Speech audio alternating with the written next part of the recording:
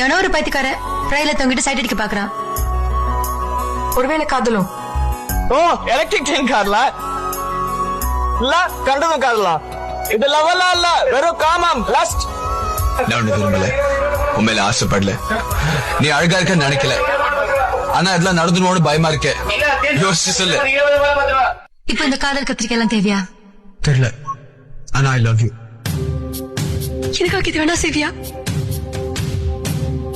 எனக்கு கல்யாணம் பண்ணிக்கோ.